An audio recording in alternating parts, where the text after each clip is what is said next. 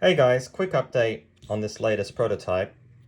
So one of the things we are thinking about changing is these pins have a gap between them, and we're finding that it's a bit problematic to source these kinds of odd pin sizes.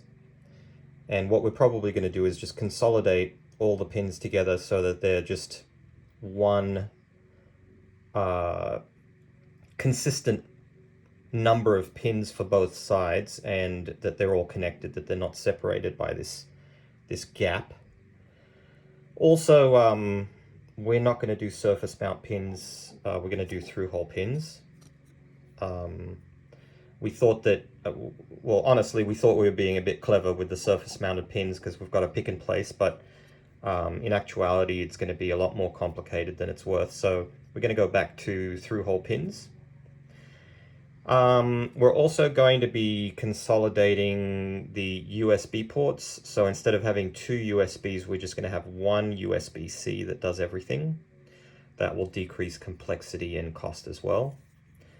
And finally, we're going to do something a bit radical. So the profile of this, you can see, is quite, it's quite thick, right? Because we've got Ethernet on one side and the pins on the other.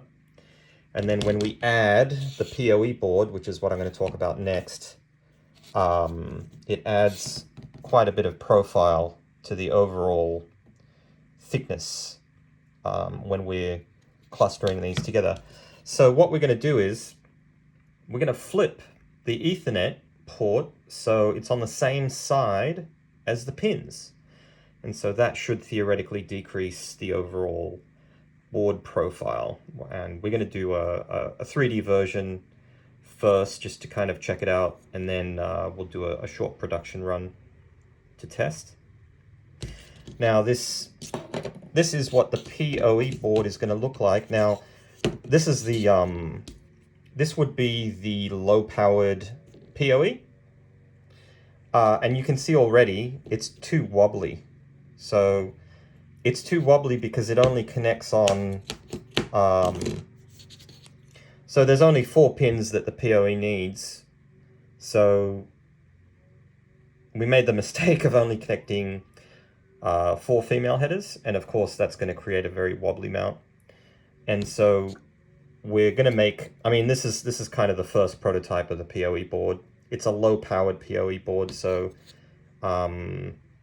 the power provided is not going to be enough to support, major functionality through the M.2. So that'll probably be beefed up as well. But, for a first pass, this is kind of what our first prototype is looking like. This is going to be nothing like the final because we're actually going to be doing a shorter board, because after we flip the Ethernet over, we're probably just going to do a board that's about that high, or maybe that high.